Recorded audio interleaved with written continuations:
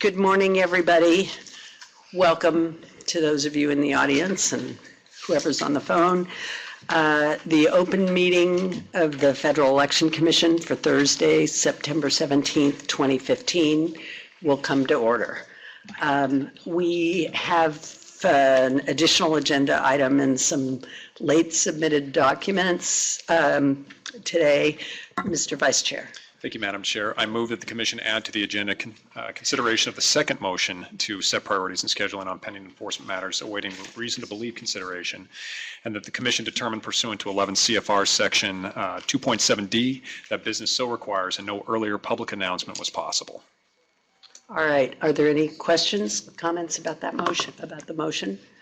All those in favor, please indicate by saying aye. Aye. Aye. All right, Madam Secretary, that motion passes unanimously. Thank you very much. Mr. Vice Chair. Thank you, Madam Chair. And I also move that we waive the rules on the timely submission of agenda documents in order to consider the following. Agenda document number 15-47-C, 15-48A, 15-38D, and 15-47D.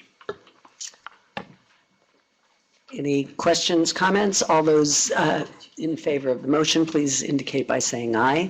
Aye. Aye. Aye. All, Madam Secretary, that passes unanimously. Okay. Item number 1 on the agenda is correction and approval of the minutes. Mr. Vice Chair. Thank you, Madam Chair. I move approval of the minutes for the meeting held on August 11, 2015, as set forth in agenda document number 15-46-A. Seeing no questions or comments with regard to this, all those in favor, please indicate by saying aye. Aye. Aye. Aye. Right. Thank you. That motion passes unanimously, Madam Secretary. The first substantive item on the agenda is item number 2, Draft Advisory Opinion 2015-3, Democracy Rules, Inc. I understand that Mr. Buckley is out of the office today, so we have Nevin Stepanovic and Amy, no Amy. Oh, she's in the back. And Amy Rothstein of the Office of General Counsel. Please. Thank you, Madam Chair. Let me also mention, is Mr. Cashman on the phone? The requester? Mr. Cashman? He should be. Okay, well, we'll. It was earlier. He is. Perhaps we've exhausted him. Yeah, we've exhausted him. Good morning. We're all exhausted.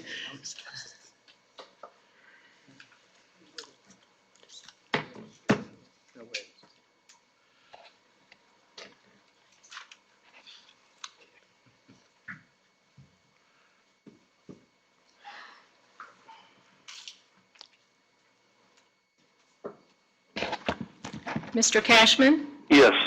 Oh, all right. Yes. Good morning. Thank you. Good morning, Mr. Cashman. Welcome. Welcome. Thank you. Thank you for being with us again. My pleasure. Mr. Stepanovic of the Office of General Counsel is going to make a presentation. Thank you, Madam Chair, and good morning, Commissioners. This advisory opinion request was held over from the last open session. Since then, the requester, Democracy Rules, provided new information. Specifically, in a supplement to its request, Democracy Rules explained that it revised its plans so that members will be able to redirect their pledges from the candidates identified by Democracy Rules to any legislator with an authorized campaign committee. The Commission this morning released a new draft D, which concludes that Democracy Rules' proposal is permissible under the Act and Commission regulations. In addition to the supplemental information provided by Democracy Rules, the Commission received one comment since the last open session. Should the Commission approve any of the drafts before it, we ask for authority to make technical and conforming amendments. I'll be happy to address any questions that you may have. Thank you. Thank you. Are there any questions or comments with regard to the AO? Commissioner Goodman. Yeah, I'd just like to note that Mr. Cashman has gone through quite a gauntlet here at the Commission to try to respond to concerns raised in colloquies, at the in the public discussion here at the commission, and has most recently submitted to the commission a revision to his technological platform that allows those who sign up for his service and pay for his service to donate to any candidate that they choose. I don't know that this was necessary. Individuals chose his service, chose his method of matching them with like-minded candidates that they may want to give to. Once he matches people through an associative process, if someone still does not want to give to the candidate or the charity that is identified through that process, the individual does not have to give. So the choice to donate resides in the individual at all times, and the platform itself, although I don't think it was legally necessary, now offers people a list of names of all candidates with authorized committees to donate to if a member so chooses and so directs. That last submission puts Mr. Cashman's technological platform on the same functional and legal basis as the commission approved in the Skimmer Hat Advisory Opinion 2012-22. And it's important, I believe, that citizens be able to employ services like this, to associate across geographical boundaries in this way. And that's what this technology does. And I don't think there's any legal need to block this technological solution and others like it. And it is designed to serve smaller donors who want to participate with others in this type of collaborative process. And I think it's important that the commission grant democracy rules the legal protection of an advisory opinion.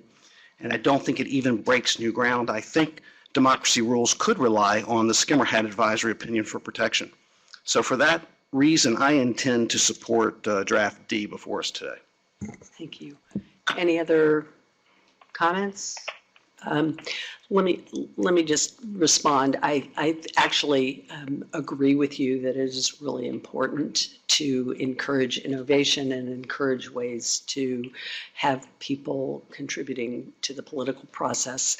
One of the concerns that we all have about our political process today is that it is much more difficult, and there are so many people who feel alienated from the system and not able to participate, and I think it's important to encourage it, particularly in technological means. So it's not an easy decision for me, and I applaud Mr.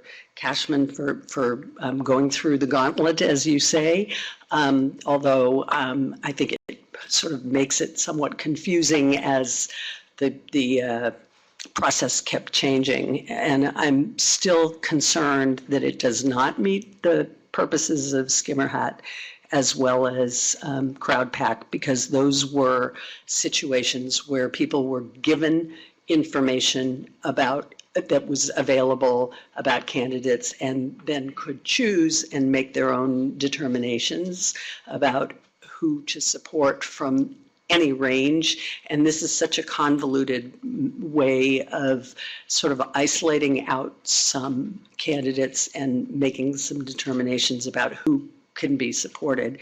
And that concerns me, that it does not, really meet the exception of vendor exception. So for that reason, I'm not going to be able to support this. Madam Chair, at the last meeting, Mr. Cashman was fishing for what the concerns were of all the commissioners. And Right. You said that your concerns were expressed in draft C on the table at that time. And the only feature that was questioned of Mr.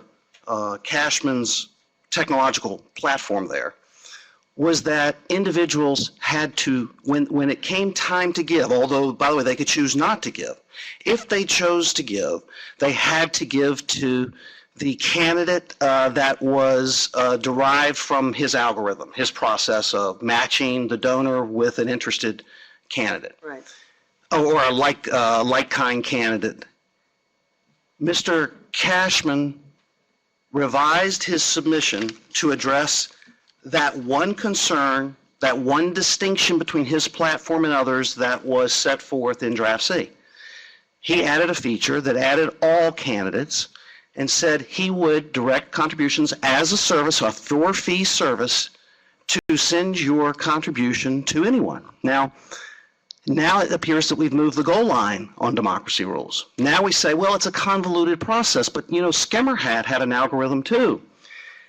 In Skimmerhat, the commission noted the factual predicate of that service. Users may search for candidates with whom they are ideologically similar by taking a candidate matching survey, which poses a series of yes/no ideological questions to users.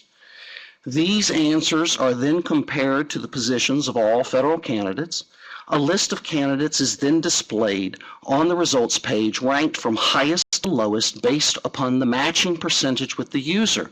Now, Skimmerhat was going to perform that matching service based on the inputs from the individual. This is just a different selection process, but the people sign up for this process. They list their ideological preferences.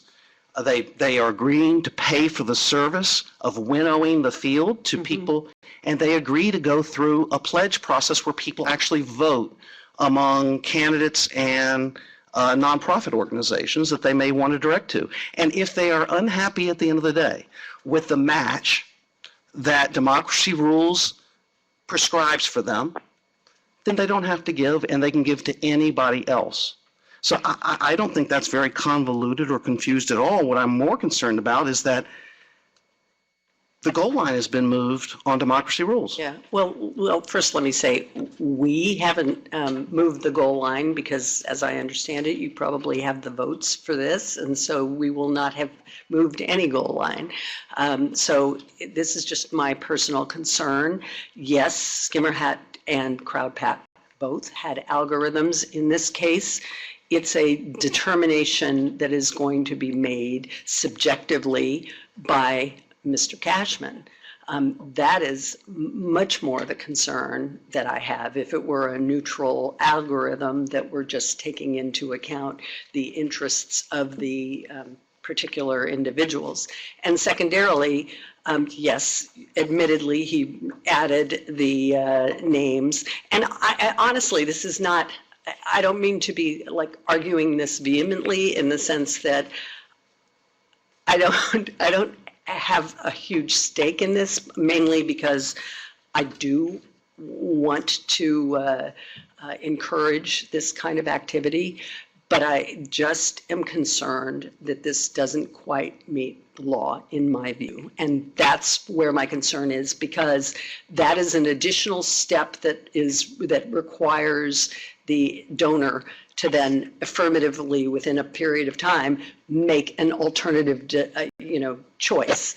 It's much more burdensome. It's very different from the situations in CrowdPack and Skimmerhat, and that's kind of where I fall.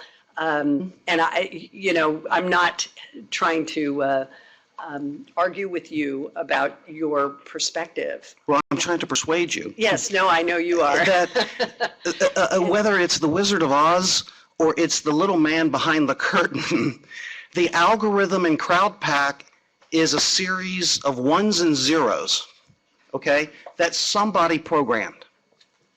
And I don't know how they programmed it, and yet we approved it by a vote of 6-0. Okay?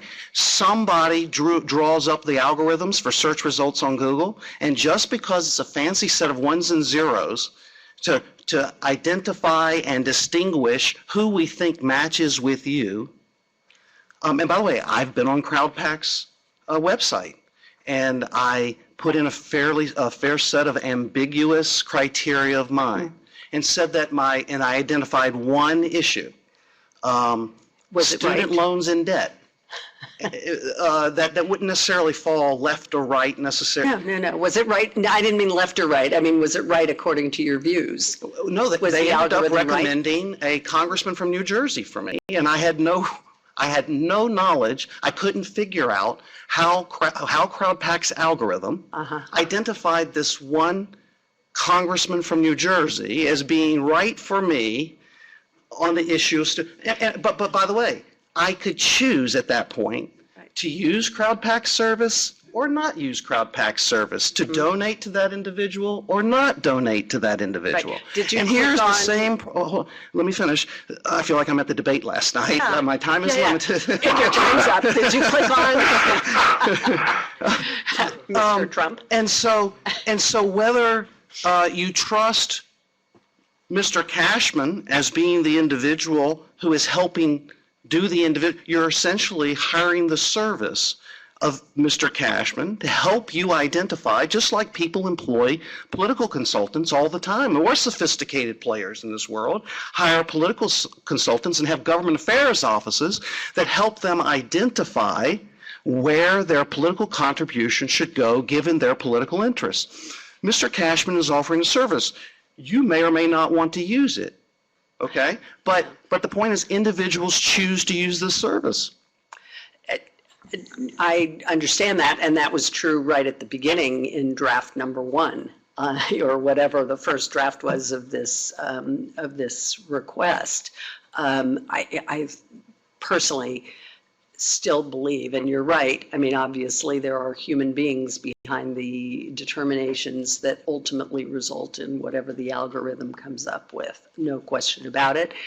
But in this case, it's kind of like a step too far for me, because it's the unilateral decision by Mr. Cashman to identify candidates that would be appropriate for the person who signs up for the service, and therefore, and because it's kind of opaque and not, clear as to how he's making that determination, I just don't think that it comes within the exception.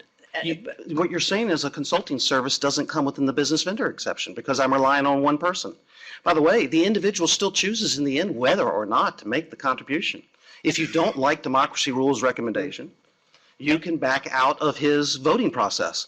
But people choose to enter. By the way, this is a collaborative process. I and perhaps 100 other people around the country identify a certain issue of interest to us. We enter into it's almost like a investment club, where people combine their ideas, and you have a guide for the club. And here the guide happens to be the operator of Democracy Rules, Mr. Cashman. But at the end, because the donor has absolute choice and discretion to either make the contribution or not, or choose somebody completely different, Mr. Cashman's service is almost immaterial to the choice to ultimately make the final contribution. Up to that point, you have chosen to collaborate with other people on a technological platform from around the country who may be like-minded. And I think we have to encourage that, and I don't see why that vitiates the legitimacy of this commercial service.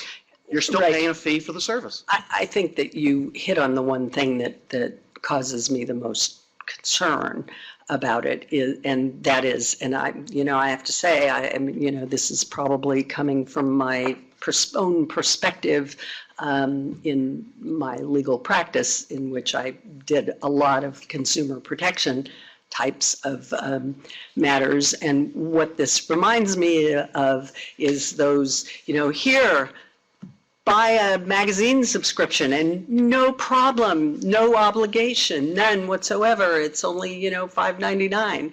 And then, small print or somewhere you realize, at a certain point you must opt out. If you don't, then it's going to be $1,000 a year, to have those magazine subscriptions. I don't think necessarily that an opt-out provision saves it for me. In fact, it makes it a little more difficult in my view. I mean, it just doesn't help with the fact that here's one person who's making a choice, and then, in order to opt out, you must do so within a certain period of time or else they'll take your money. Well, good old government paternalism doesn't vitiate the commercial service here. That would be me. People come to the platform People choose to enter the platform. I give the American people far much more credit than you do, and their intelligence far much more credit than you do, that when they choose to participate in this technological platform, and they agree to pay a fee for service, and they for whatever reason enjoy the interactive experience of participating with other like-minded people, to come to a consensus opinion. And at the end of the road, there's going to be a drop-down menu giving them the choice to give to any candidate, that the people will be intelligent enough to make a wise choice about how they want to contribute their money. And maybe that's the more fundamental philosophical distinction that animates many of our debates here. I trust the American people and their intelligence to engage in democratic activity as they see fit. And Madam Chair? Mr. Cashman, just a minute. I just I'll wanted ask to him a have. question if he You can speak, Mr. Cashman. That's fine. But let me just sort of respond, and that is, an issue that, and I'm reminded by one of our reporters who's sitting here today about this issue, and so it's fresh in my mind. Yes, I believe the American people are intelligent enough to make decisions, but many of them also contribute to, not that this is one, sham PACs, as we know, over which we have no control. And so in some cases, there's a necessity for some protection for people to ensure that they're not, that they're able to make thoughtful, fair decisions. And so it isn't a question just of government paternalism and the difference. May I ask Mr. Cashman a question? Yes, you may. Mr. Cashman, Commissioner Goodman here. You've heard this colloquy, and you've heard the chair's questions about the voluntariness and volition of those who choose to participate on your platform. Do you have any reaction to that? Well, I did have one thing to add. First off, the choice of trustees, the choice of recipients in the voting process are always the legislators who have jurisdiction over a bill that's associated with that issue. So it's not an arbitrary. You were talking about the other website that gave you a New Jersey congressperson to support. Well, you don't know why that is, but with democracy rules, if you look at a potential recipient, you'll see that person is the chairman of the Ways and Means Committee or the chairman of whatever. So it's totally dependent on jurisdiction of affecting that issue, and it's not an arbitrary choice of my own. The other thing is there are protections against your magazine subscription analogy in the sense that before a user pledges any money to an issue or to a legislator, they know exactly where that money is going and why it's going to that person. And if they decide they do not want to donate or any money, they know those facts before it comes time to donate money. And convert. And also, furthermore, at the end of the cycle, if for any reason someone did not agree with where their money was voted, they could just rescind their vote and not be part of that particular cycle. So there are at least two protections, actually three, because even when you're polling the issues, the polling options list the recipient of if you vote to oppose an issue, this is where your money will go if you vote to support an issue. And then again, at the pledging cycle, you see that before you donate any money. And then at the end of the trustee election, if you don't like for any reason the result of that trustee election, you can opt out of it and make it go away, make it like you never participated. And I think Mr. Goodman was correct when he said that this is an opt-in practice. I mean, in other words, there's nothing that you do there's nothing you do, no donations you make that you don't first know where they are going. That's why I feel that in reality, it's not much different than the other projects that have been approved. Thank you very much, Mr. Cashman. Yeah.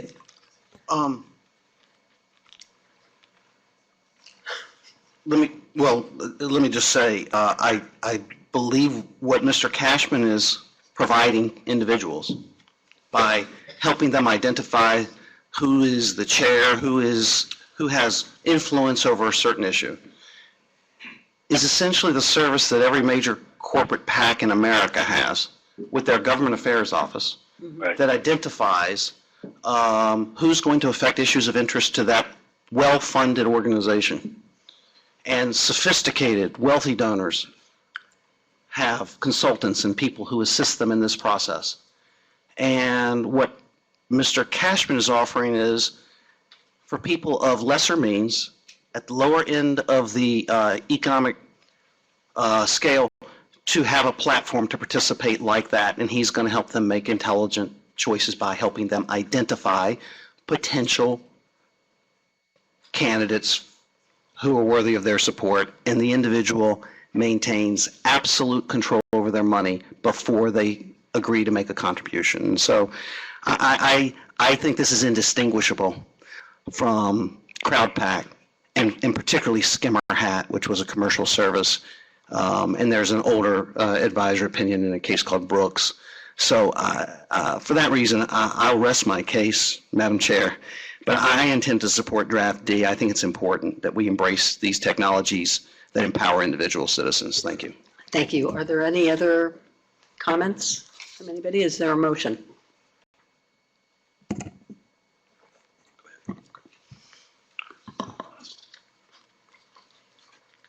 Madam Chair, Yes, Mr. Cashman. if we're pretty much near the end of this segment, I've got about a 60-second statement I'd like to enter.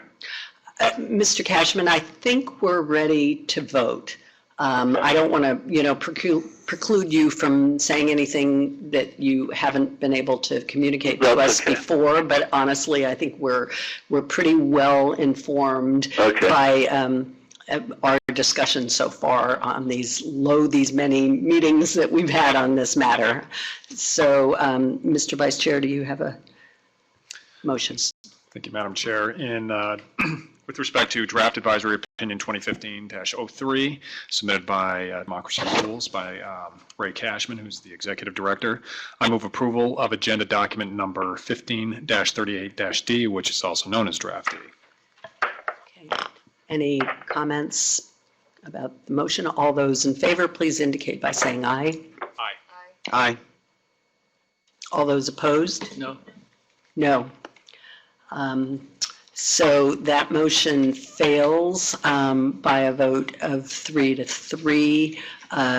Commissioner Goodman, Commissioner Hunter, and Vice Chair Peterson voting aye, and Commissioner Weintraub, Commissioner Walther, and Chair Ravel, myself, voting no. Is there another motion? Nope. All right. Thank you very much, Mr. Cashman, for all your efforts in this regard. We really appreciate your participation with the commission. Okay, the next item is item number 3, Draft Advisory Opinion 2015-6. It's Representative Maxine Waters. We have Sean Wright and Bob Knopp here from the Office of General Counsel. Mr. Wright. Thank you, Chair. Oh, and I believe there is no one present on behalf of the requester. Is anybody on the telephone, Madam Secretary? No. All right, thank you. Thank you, Chair Ravel. Thank you. And good morning, Commissioners. Before you is agenda document number 1547, which contains 4 draft responses to an advisory opinion request by Representative Maxine Waters. The requester asks whether she may make a donation to candidates for elected office in a foreign country using authorized committee funds, leadership PAC funds, or personal funds.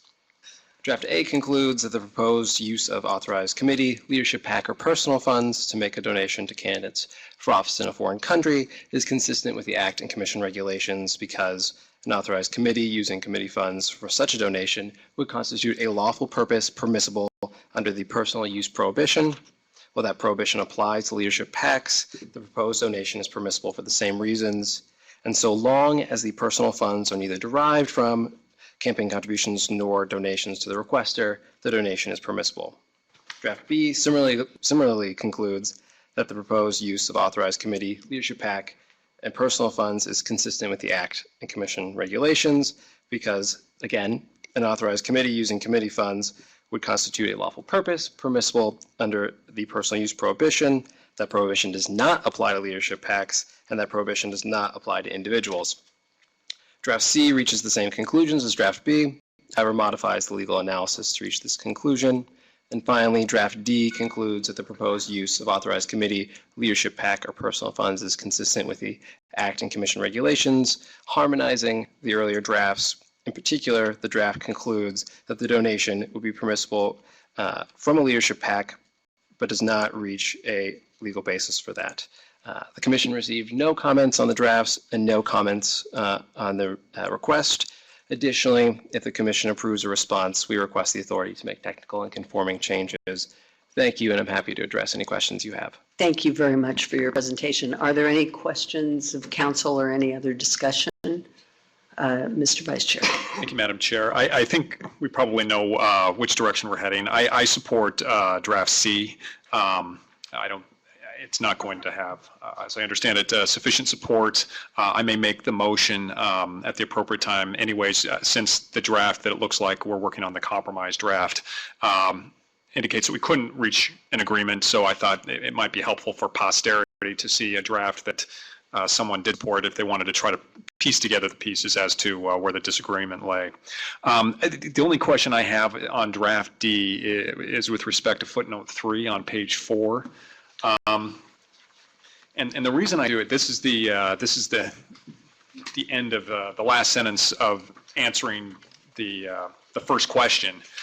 So it's, it offers the conclusion. What struck me as a little bit, I guess, odd about this particular footnote is that our analysis up to this point is to examine whether or not this contribution can be made. We have to look under used to be 439A, but is now section 3114A. And we examine first whether or not it's lawful, whether it's for a lawful purpose or because we have the use of funds from an authorized committee, and the test is whether there are certain enumerated uses that are permissible, and then there's kind of a catch-all, any lawful purpose so long as it's not for personal use. And so we assume for purposes of our analysis that it is for a lawful purpose and then examine whether or not it would be personal use. And our analysis concludes that it wouldn't be personal use. But then the footnote says, almost qualifies that, well, it's not personal use unless it's personal use, which the way I read it kind of nullifies or at a minimum confuses the answer. And in this case, I think we have to take the request at face value and answer the question. I think saying it's not personal use unless it's personal use doesn't answer the question. And so I would be fine otherwise with this draft if we could remove footnote 3.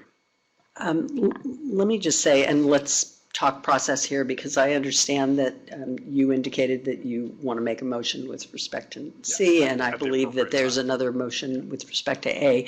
And my understanding was, and maybe we can do something else, but was that with regard to draft D, we were going to request that the Office of General Counsel determine whether or not we could get an extension from the requester for a little more time for us to work these things out. I'm happy to look at footnote 3, honestly, and deal with the concerns that you raise, but I'm not sure that it's good for us to do this at the table if we can obtain more time. The next meeting is in October 1st. Our understanding, our informal understanding is that the election that the candidate wants to contribute to is in October, mid-October, I believe. So they may agree to an extension or may have some hesitation about that. Go ahead, Mr. Vice Chair. I know, if I could just ask counsel, a couple things is how quickly do you think we'd be able to find that out? And two, I know that there have been some concerns expressed by requester regarding the timing on this matter up to this point. So I know that there's already kind of time, even though we've stayed well within what the statute allows, in light of the concerns that have been expressed. We could find out right after the meeting. Okay. I'm almost wondering if we should find out maybe there's some way we could find out quickly. We could maybe go through the motions that we, not Right, really go through the motions. original- We could the motion. actually do the motions on behalf of certain. Both things. Yes. And then maybe in the interim, someone could be looking into that while we're, tackling other matters on our agenda, and then. Commissioner In Goodman. other words, would it be the goal to resolve this today, to at least have the conversation? Let me just give a reaction to this. I thought this answer was pretty clear and that we had a fair consensus, that the answer was going to be yes as to each of the three questions, and that in draft D, there was really just one footnote, which is more of an academic point than anything else that caused any real concern. So I thought we were pretty close, save one footnote. And here you've got a political actor that just wants to make a contribution, and yet they're being held up for weeks to make one political contribution over what I thought was an academic footnote that shouldn't hold us up. And so I think it would just behoove us if we could, even if we took a break today, just to see if we couldn't work that one footnote out. I don't know if that footnote should hold us up. It really is an academic point, and Right. it is sort of a tautological statement, but it does sort of undermine the opinion above. So if we could take that one footnote out, I think we could get Congresswoman Waters out of here without much further ado. I appreciate your concerns. We have had battles at this commission over footnotes. This is not one of those that I think should hold us up, and especially for weeks when somebody just wants to make a lawful contribution. Commissioner Weintraub. Throw in another suggestion that we could, we kind of have to vote at the table on the parts we're going to disagree on, but we could continue to work on this over the next several hours and once we sort it out, put it on tally, put it on a short tally, and have it done, possibly even by the end of the day today. So I agree with you. We ought to answer this question. We know what the bottom line answer is, and we ought to be willing to. We ought to make every effort to give that answer to the requester. Yeah. But I think there's another way of doing it. That makes sense to me. Is that acceptable? Eager to get it done. Yes, yeah, as we all are. We want to get our business done. Okay, so should we go through the other motions then? Just go, Mr. Vice Chair, you get priority. Okay.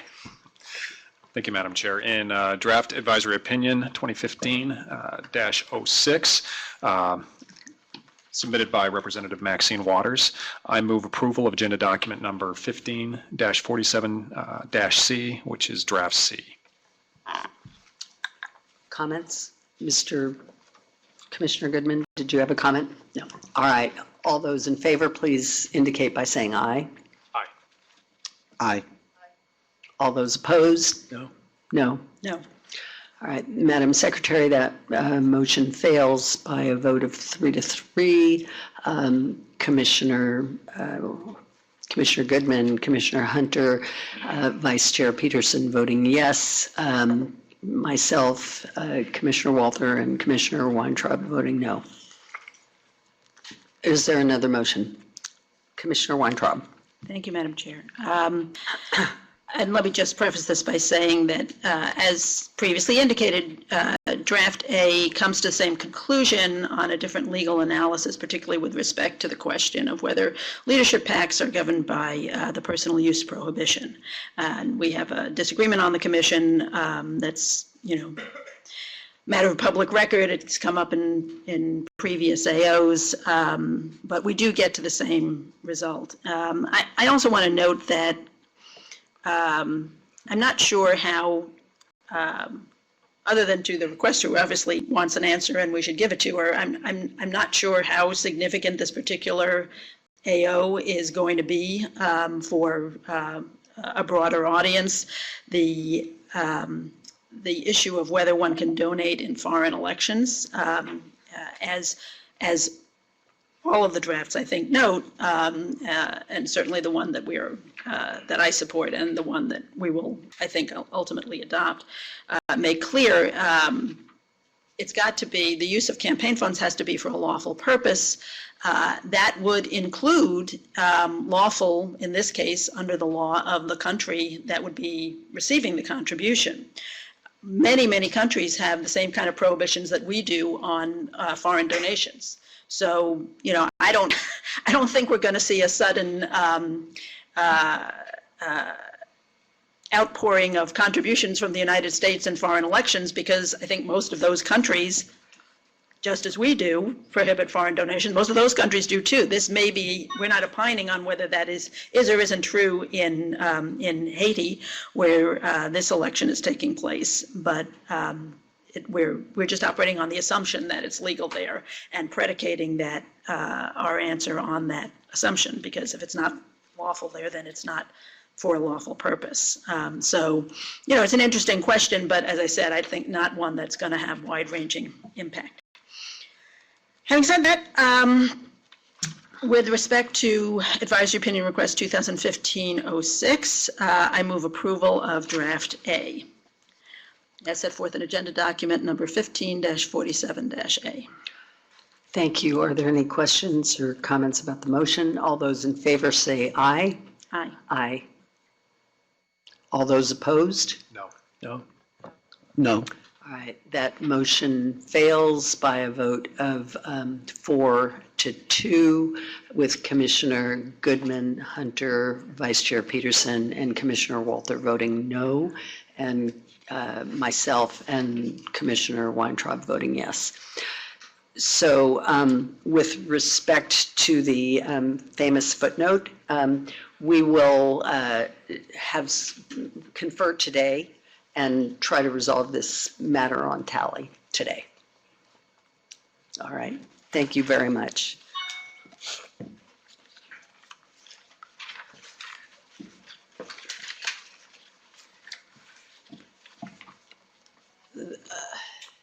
The next item is item number 4 has been resolved prior to the meeting.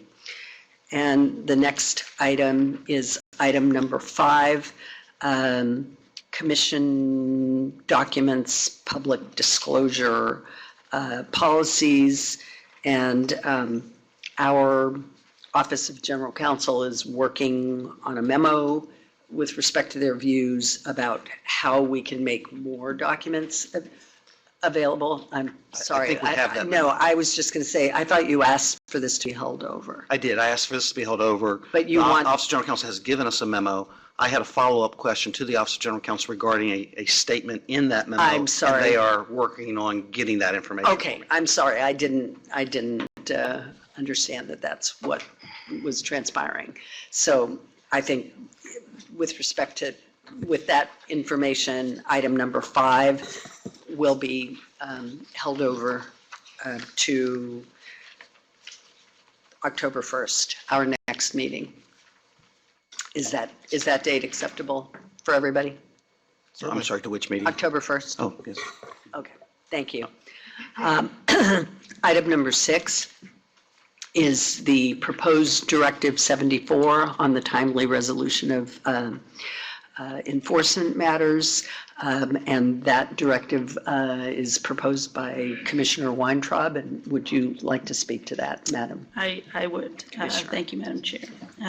So here we are 4 months later, still debating whether we can adopt a directive that would commit us to timely resolution of enforcement matters, and whether we are even resolving this on a timely basis, I think, is somewhat open to debate.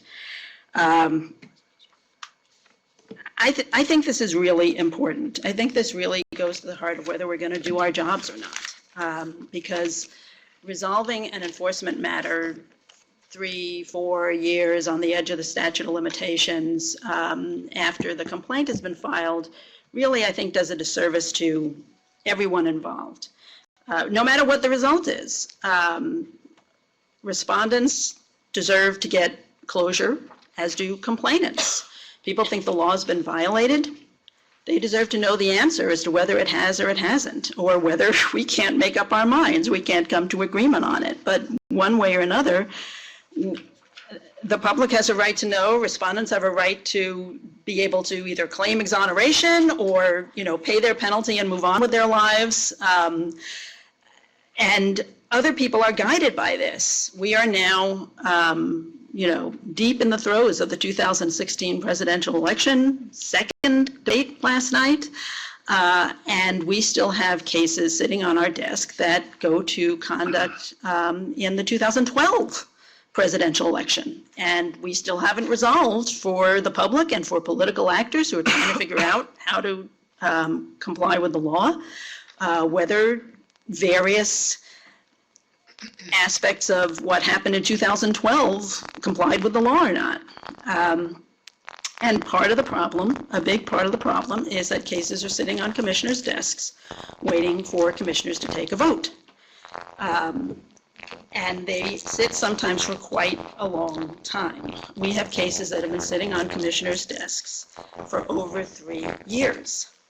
And the reason is that some commissioners are holding up the works.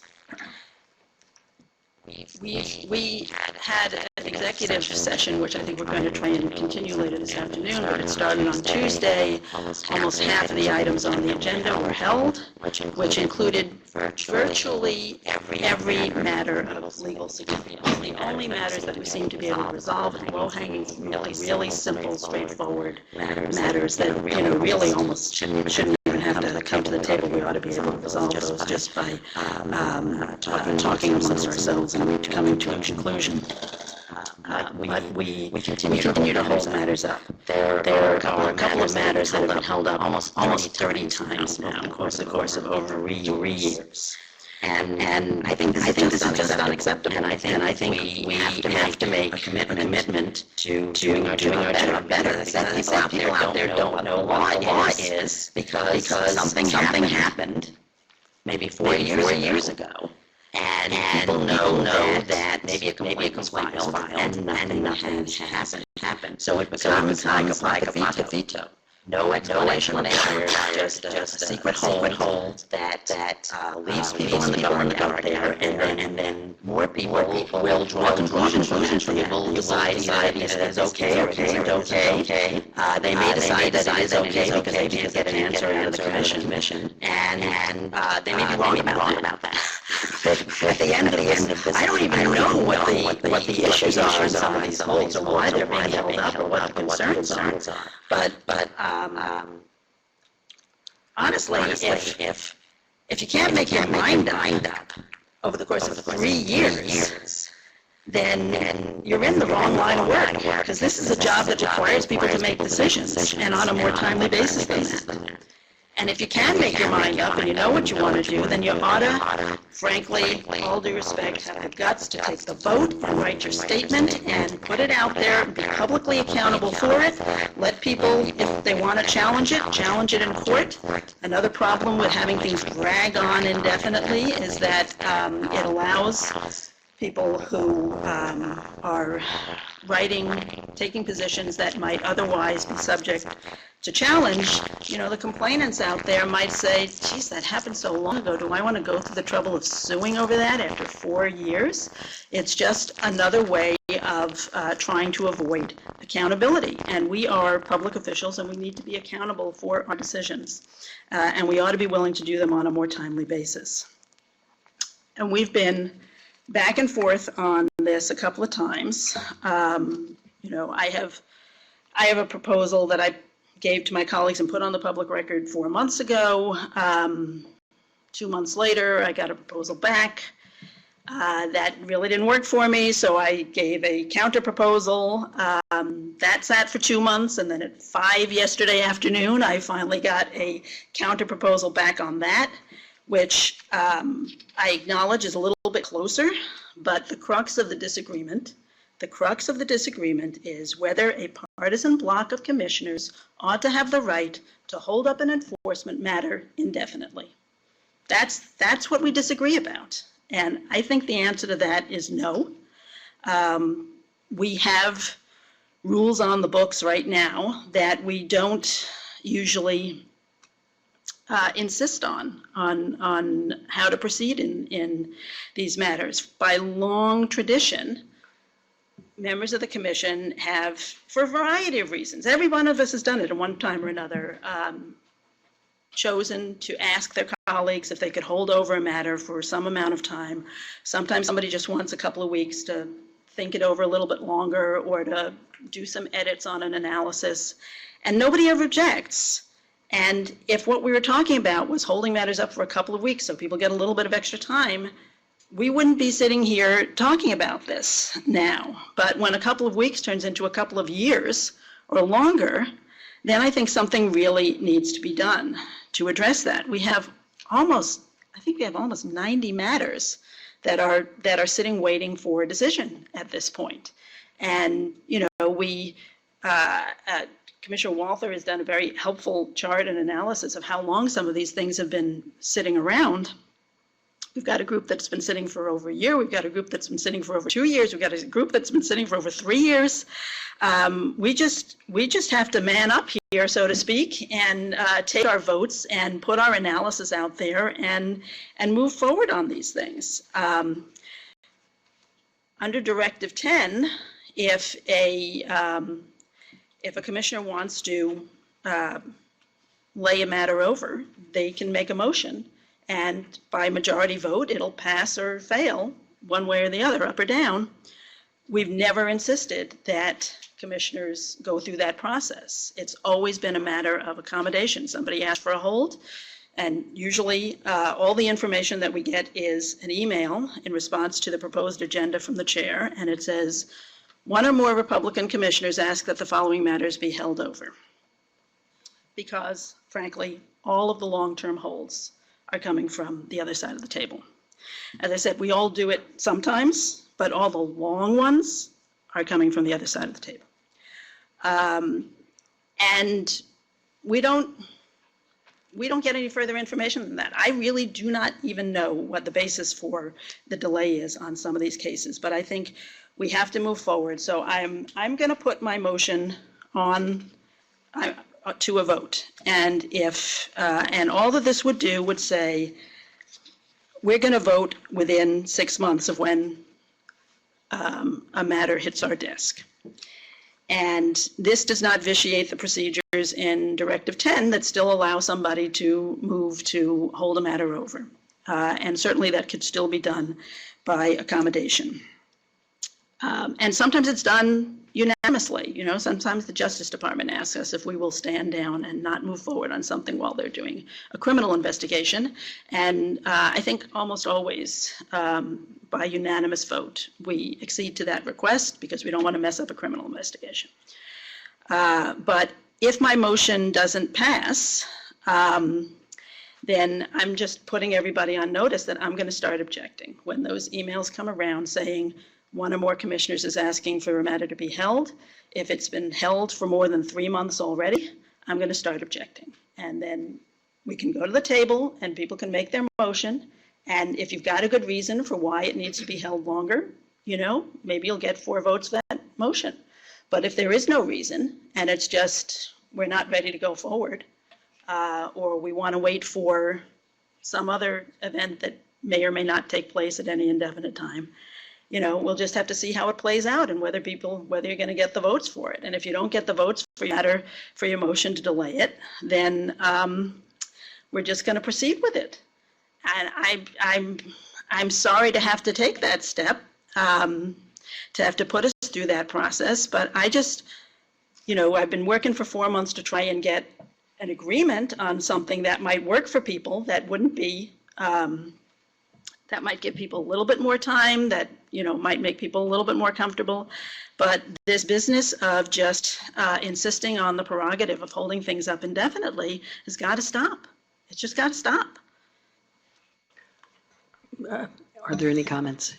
Commissioner Hunter, or Mr. Vice Chair? Thank you, Madam Chair. The only thing I'd add, I mean, we've talked about this the last couple of meetings, and I agree that there are better efforts that we can make on our behalf to move things quicker. I think we have been able to resolve things a little more efficiently. Recently, we've added more dates to the executive session calendar through the remainder of the year to try to take out some of the matters that have been hanging around. I think calendared for upcoming executive sessions, we have some of the matters that have been the source of consternation that I think will be resolved, and several of the others I think will be shortly thereafter. Not to be a complete broken record, but I do think that there are circumstances where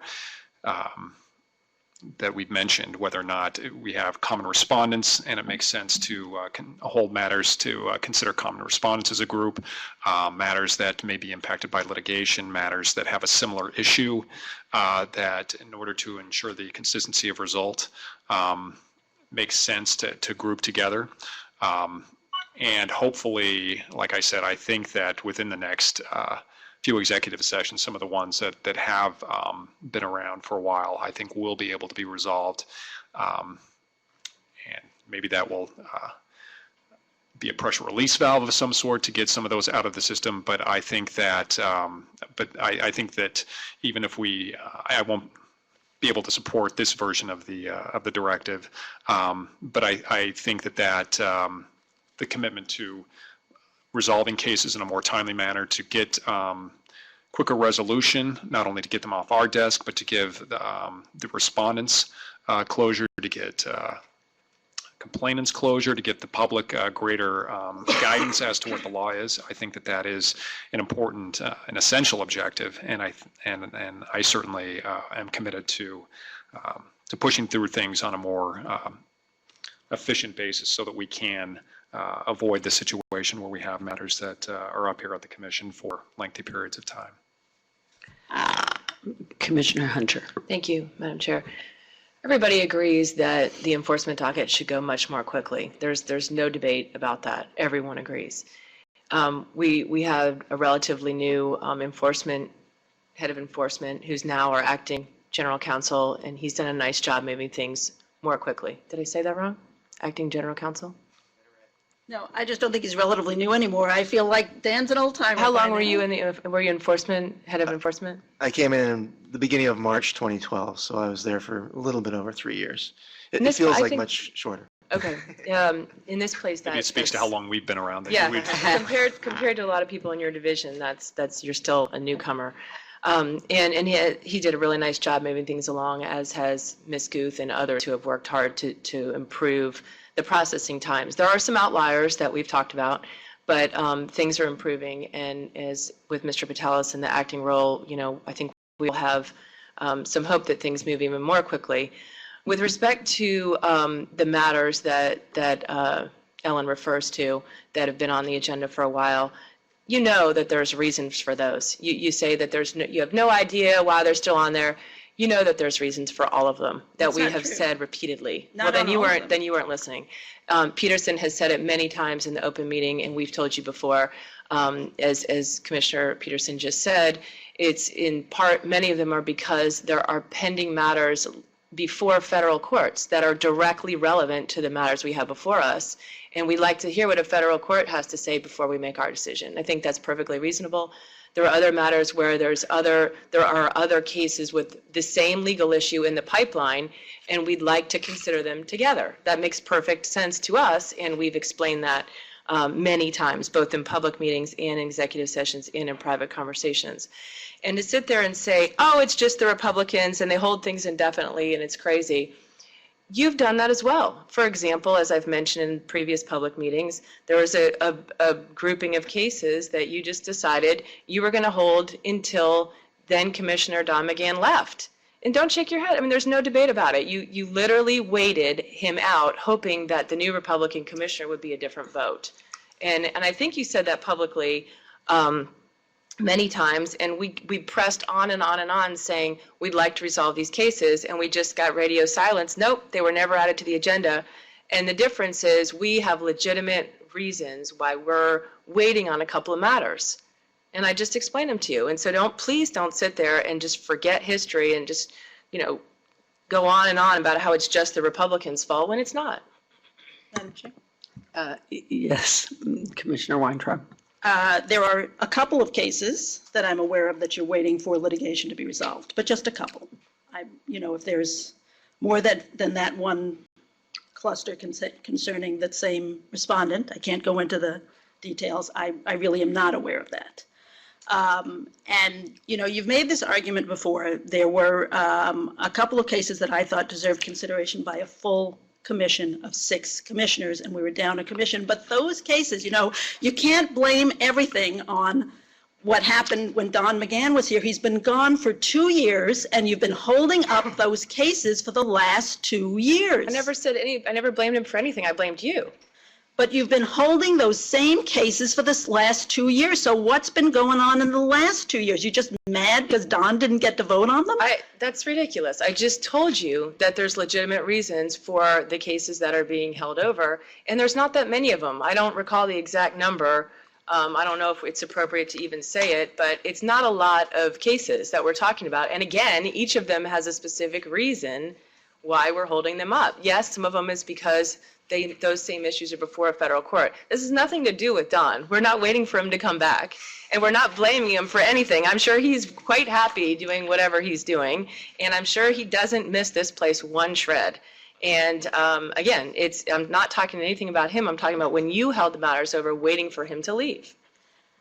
But as I said, you have been unwilling to vote on those very same cases for the last 2 years. And the latest excuse is that a complaint was filed 4 years after the original complaints. And now you said, well, we've held it up for over 3 years already. So now we have to wait for the resolution so we can look at it along with another case that got filed 4 years later. And I do not think that that is a legitimate excuse. Madam Chair. Yes, Commissioner Goodman. As I've said previously, I agree we should move cases faster. I said I care as much about the respondent's interest in getting a swift determination as well, okay? But the speech you gave could leave a misimpression to Mr. Doyle and Mr. Leventhal here today, and I'd like to give them some dimensions of this.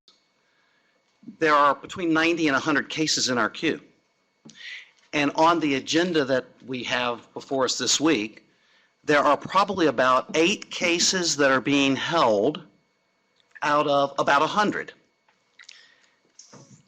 2 of those cases are being held at the request of the Office of General Counsel. They've asked for more time, and they have been placed on the holdover section. 1 case is being held by that side of the table, not this side of the table. And I believe you were gone in August when it was held over at the request of your side of the table. Sorry. And a statute of limitations is running in that case while it's being held. So this is not just a Republican problem, okay?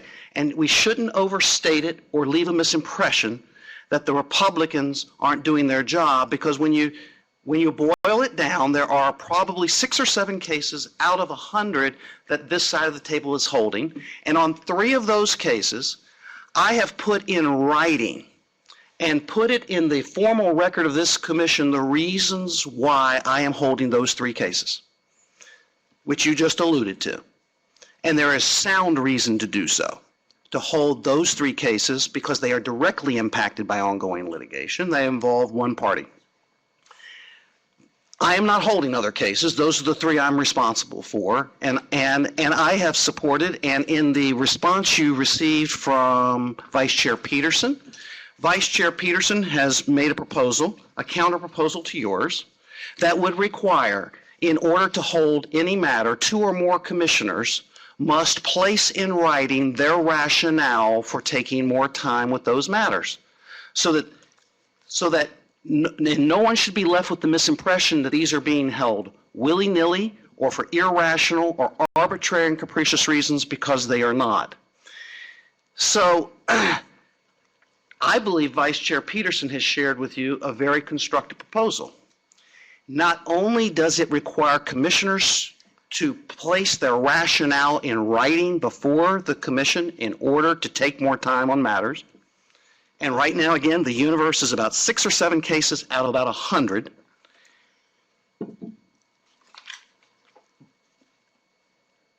But in addition to that,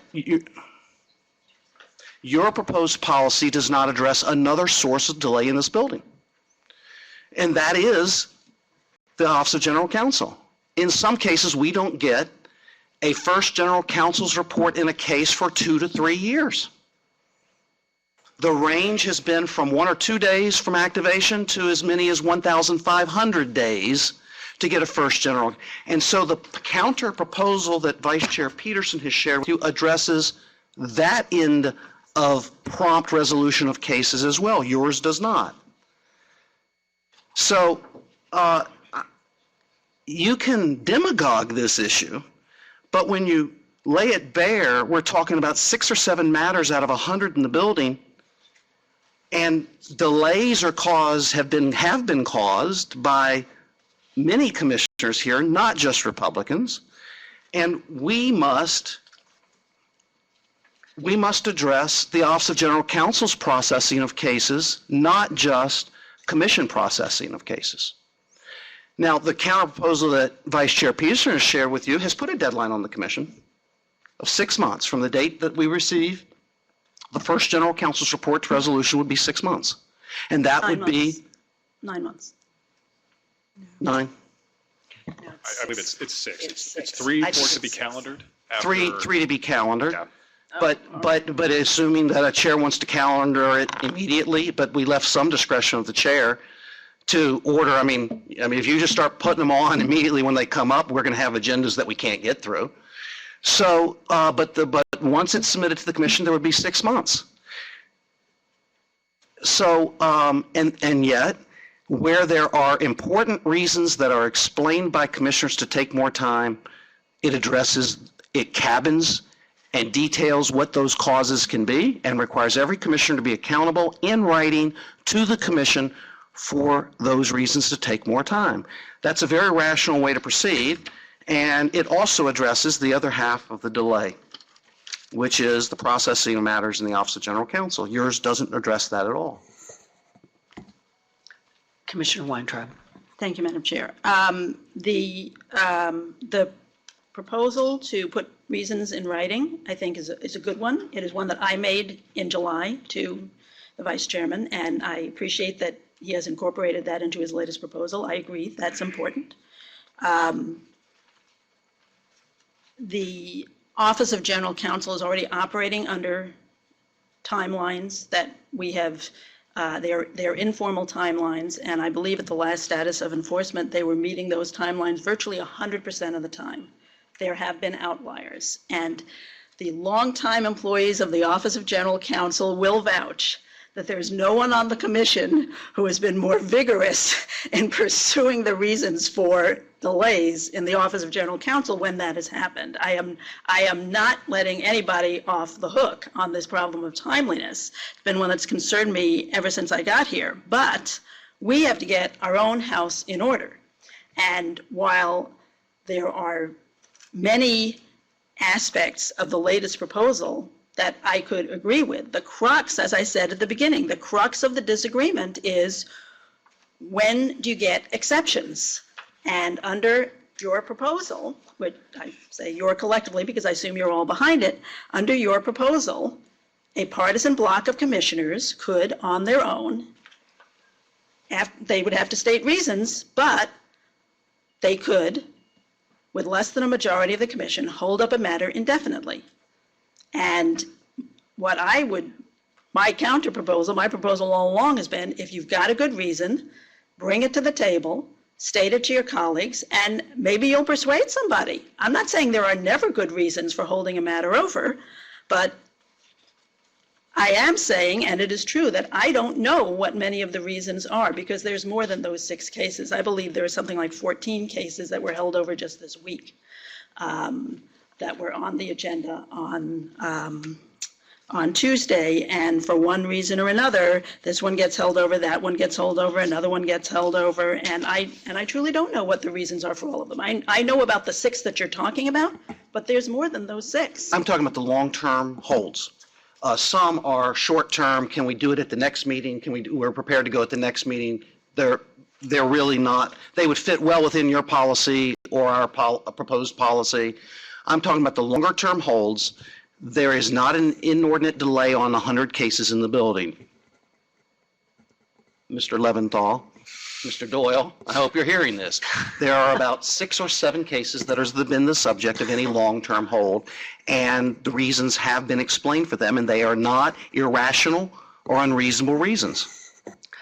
Mr. Vice Chair. Yeah, thank you, Madam. And I'll just, before our next executive session, I'll send out an email that kind of categorizes why, to the extent that I think we've sent out some communications in the past, but they may be of, not of recent vintage. Some may be a couple months old, but I'll restate those in kind of a comprehensive email, just so that so it's clear what the reasons have been. All right. And I'll just, Commissioner Weintraub. one final point. I mean, hats off to my colleague, Commissioner Walther, who did this detailed analysis, but I see that in his analysis, he's identified 15 matters that have been awaiting commission action for at least 1 year, 7 matters that have been awaiting commission action for over 2 years, but less than 3, and 6 matters that have been waiting for over 3 years. And you guys are focused on those 6 matters, which admittedly are the longest ones, but there are others that have also been sitting around for a very long time. All right. Is there any further comment? Mr. Vice Chair. Just, I mean, not to belabor the point, some of the matters, the document that's been made blue, obviously, and appropriately has been redacted. It's a little bit misleading in some cases to say that some of these matters, oftentimes different MERS, get combined into one matter and are the subject of one general counsel's report, and that's the case with several. 3 of these really are actually one matter. There are 2 others that are actually part of one matter. So it's, I mean, the larger point is still there, that there are some matters that need to be, that have been around, that have been hanging around a long time. I'll explain the reasons why they've been hanging around, to the extent we haven't been clear up to this point, but there are some, just for the education of those who are listening out there, sometimes matters do get combined. So by splitting them apart, it makes the numbers look worse than they are. So I just wanted to clarify that there are certain matters here that really are part of one matter that are listed separately on the chart that Commissioner Walther supplied. Thank you. I believe that there will be a motion, but before Commissioner Weintraub makes the motion, let me say that I'm going to support her motion on this. But I am hoping that we can continue to come back perhaps very soon with some kind of an agreed upon, and I have not had an opportunity to review your proposed resolution, but I'm hoping that we can reach some sort of an accommodation soon. My door will always be open if we All want to right, discuss I this further. appreciate it.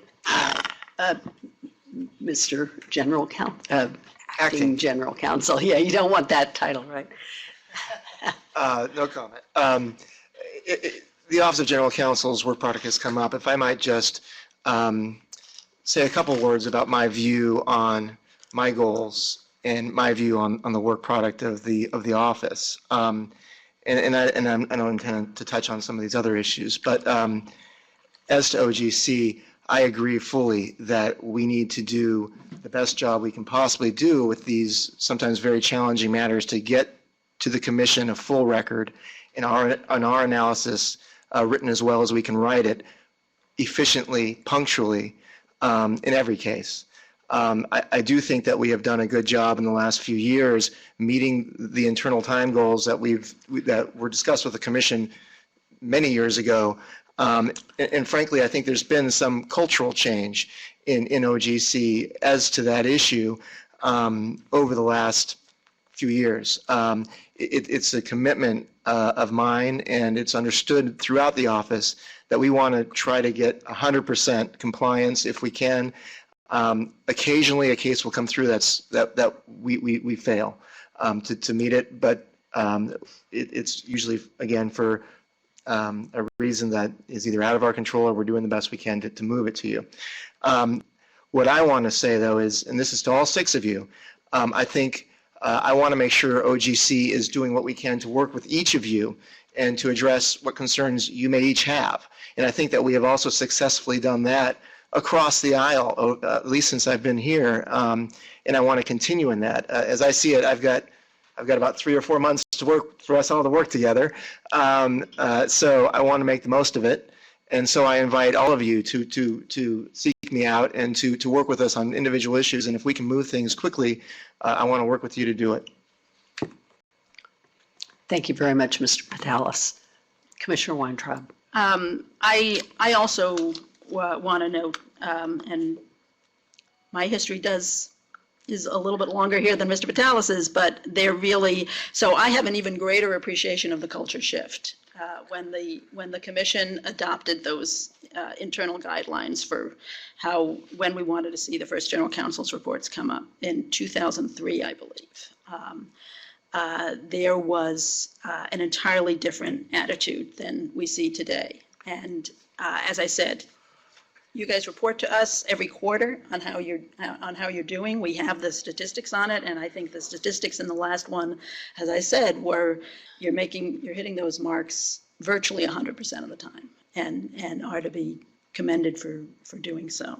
And I want to repeat what the chair said. I also want to continue working on this. I think it would be good if we could come to an agreement. And as I said, the latest draft, which I got at 5 o'clock yesterday, is a lot closer. But it comes down to the big difference is whether 2 commissioners or even 3 commissioners can still hold up the works. I mean, and or whether it requires a majority vote in order to hold up the works beyond the guidelines that we would be adopting. So that is the heart of the disagreement, and I think that's going to be challenging to resolve. But I'm happy to work with you on that, and maybe my hope is that when I start objecting to things, that might create a little bit more incentive to try and come up with something that we can all agree on. Having said that, unless somebody else wants to say something, I'm prepared to move that the Commission adopt proposed Commission Directive Number 74 as set forth in Agenda Document 15-25B. Okay, any comments, questions in respect to that motion? Do you have that motion, Madam Secretary? All right, all those in favor, please indicate by saying aye. Aye. Aye. Aye. All those opposed? No. All right, Madam Secretary, that motion fails by a vote of 3-3, with Commissioner Weintraub, Walther, and myself voting yes, and Commissioner Goodman, Hunter, and Vice Chair Peterson voting no. All right, thank you all. And We have one more item with respect to these issues. Item number 7, yes. Chair, can I have a moment of personal privilege before we? Well, this is the motion to set priorities. Let's do this one first. You absolutely may have. I understand. I You didn't may see have that. I must be working on an old agenda. Oh, okay. Never mind. It was added to the agenda. I'm you. sorry. Thank you. So but absolutely, as soon as we're done, I will give you that motion of personal privilege. Thank you. So it is Commissioner Walters' motion to set priorities and scheduling on pending enforcement matters. Commissioner Walter, do you want to make a presentation? Thank you, Madam Chair. Thank you. I'll try and make it short, but sometimes it's hard to do. Since we have an executive session immediately following this to work on just those items that we've been talking about. Thank you. You don't have to make it short. I don't. No. I made a motion on July 16th, and my goal at that time was to see if we could adopt a schedule and a priority, a method of dealing with these cases that come before us for consideration that have been before us for a long time, with, in most instances, to my knowledge, no reason other than our unwillingness to meet often enough to get the job done. There have been a lot of reasons given as to certain cases, but generally they don't apply to the bulk of the cases that are subject to my motion. What they may have to do with is us being willing to meet often enough to discharge our professional responsibility in the right way. We have cases that have sat for, these cases that I'm referring to are ones for which there's no matter left before us other than to make a vote, to decide a case. Some of these are for more than 3 years. They have sat and were stagnant, and we have still not voted on them. Some are over 2 years, and some are over 1 year. And there's a category that have been before the commission now for a total of 1 year since the date that they came into the agency for consideration. There's a lot of reasons, and some of them we can talk about, but I do think that, and I want to make just a quick thing. I'm not going to support anything that eviscerates Directive 10. I don't think we should ever be in a position where one group of this commission can hold up any case unless there's a majority vote to do so. And that would be, to me, a ceding of our professional responsibility. And that's not what I'm looking for here. I'm looking for 4 votes to try to get us to meet. We've done this before. We had a backlog once before when the commission went dark and for 6 months back in 2009, and when it all reconsidered, reformed, we adopted a policy, and it was kind of informal, but it was also very rigorous, and we got our backlog done behind us. All this can be done here. None of this is magic. It's just a matter of not being lazy, being willing to see this as a priority, and to try and deal with it. People are entitled to justice, and if it's delayed, it's denied. And this is the kind of case that I think we should look at and sit down and say, we can do this if we want to. There are a couple of things that came up at the last discussion about the statute of limitations. Granted, and so this deals with that issue. Anytime there's a statute of limitations issue, obviously it will take priority to us, and we can do that with 4 votes, and we can do it certainly under this. But I've seen in the past recently that the statute has run on a couple of cases because and lost money each time we hold things over, and I don't think that's something that we should tolerate either. But in this particular case, I think we get criticized because some of these are held up and people think that there might be a political reason behind it or an ideological reason. If we set it up based upon an objective standard, what comes in goes out first, unless there's 4 votes. Then that elimination, that issue is eliminated from any consideration. It would not be seen as a political reason or anything along that line. I grant that we have, and will continue to take a look at these cases and see if there's some other reason why there should be some time to await decision. Obviously, these are cases in which the Department of Justice we're working with them, but I don't think that should be automatic either, because I think we have a direct responsibility of our own, independent of the Department of Justice, and our memorandum acknowledges that's currently in effect. I want to thank my staff for doing the labor involved in putting this data together. Both Tom and Shanna work and think and try and make sure that there's no mistakes on this. And I'm not sure it should be our office that has been required to do this, but I feel that we've had a lot of discussion about why we can't do this.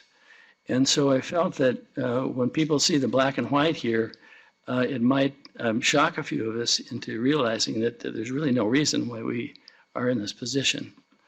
Meetings held over on October 2012, one over in 2013. Some have been withheld 20 times. These are not things that I think an agency should tolerate unless there's 4 votes to allow that to happen. Anyhow, that's my motion. It's in writing. I can read it. It's long, but I don't know if anybody really feels it's necessary. All right. Thank you very much, Commissioner Walther. Are there any comments, questions with respect to this? Mr. Vice Chair. Thank you, Madam Chair. I mean, this obviously is kind of a continuation of the discussion from the previous agenda item, and I appreciate Commissioner Walther's efforts on this issue to push us forward and to keep us ever mindful of our need to resolve matters as quickly as we can. I can't support this motion. We had the same motion back in July, and I didn't support it then. But again, I don't think that should be interpreted as that there isn't a commitment across the board to try to resolve as many of these matters as quickly as possible. Back in July, we supported a revised calendar for the remainder of the year to add several extra executive session dates in order for us to clear out as much of this list as possible, and I think that's going to be helpful, and I think that I think that will enable us to cut into this list quite substantially. So again, I greatly appreciate the efforts and the nudge that you're providing on this.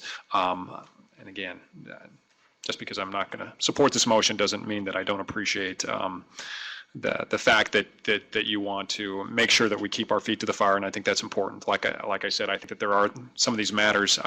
They have, just to be clear, from our perspective, they're not being held over for willy-nilly reasons or for laziness or for just arbitrary reasons. That there are specific reasons, and like I said, for that list of matters, we'll be happy to provide a summary before the next executive session.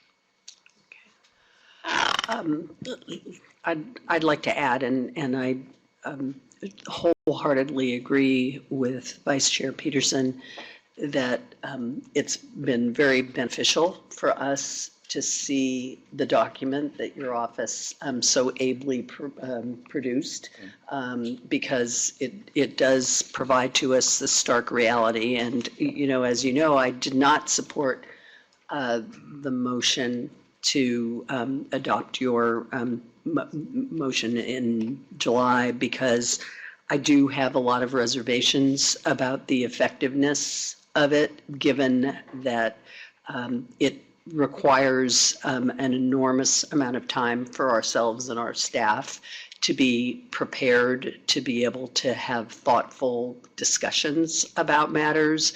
And I'm not certain that continual meetings will effectuate that ability to deal with the backlog. Although I am now to the point, because since July, we continue to have holdovers that have already been discussed, despite all of our efforts and my efforts to put a lot of items on the agendas. And so I'm increasingly frustrated and willing in today to support your motion. While I have concerns about it, I still think that sort of desperate times require desperate measures, right? So I'm going to, support it today. Are there any other comments? Commissioner Weintraub. I'll just say briefly that I am, of course, going to support the motion this time. I supported the motion last time. I don't think we can just throw up our hands and say, well, there's really a lot of complaints out there. That's why they pay us the big bucks. We got to roll up our sleeves and we got to work harder. If there's more work to do, then we have to work harder. Okay. So there is a motion on the table. It's in writing. Does anybody need it to be restated? No. And you have the motion, of course, Madam Secretary, correct? All right. All those in favor, please indicate by saying aye. Aye. Aye. Aye. All those opposed? No. Okay, that motion fails, Madam Secretary, by a vote of 3-3 with Commissioner Walther, Commissioner Weintraub, and myself voting yes, and Commissioner Goodman, Hunter, and Vice Chair Peterson voting no. Madam Chair. Or, yes. If I could just take a moment Correct. to welcome and recognize Allie Curry. Allie, why don't you stand up so people can get to know you? Allie is a intern in my office this semester. She's intern for academic credit at George Mason Law School. Allie's from Belton, Texas. If you're trying to locate it in Central Texas, I'm told it's halfway between Austin and Waco. I imagine that's a pretty exciting area of the country, isn't it, Allie? And she went to the University of Arkansas and graduated in 2014. And she's in her second year at George Mason Law School and has a keen interest in what we do. So, Allie, welcome. Commissioner Hunter also has Thank you. a Yes. point of personal privilege. I'd like to welcome Lindsay Melody, who's sitting here behind me. Lindsay, stand up. Lindsay just joined us in August. She's going to be serving as counsel to the 3 Republican commissioners, and we're delighted to have her. She graduated from Monmouth University in New Jersey, and then from Catholic University, Columbus School of Law. She then served as a law clerk to the Honorable Maureen Lamancy in the Prince George's County Circuit Court. She came to the FEC from a trade association, as I said, in August. So thank you for being here. I'd also like to welcome Allison Davis, who's sitting back here next to Allie. Welcome, Allison. Allison just started here 2 weeks ago. She's a student at William & Mary. She's also earning academic credit from being a law clerk here, and she's a 3L in their election law program. Allison went to undergraduate at Georgetown University. Thank you for joining us, Allison. Look forward to working with you.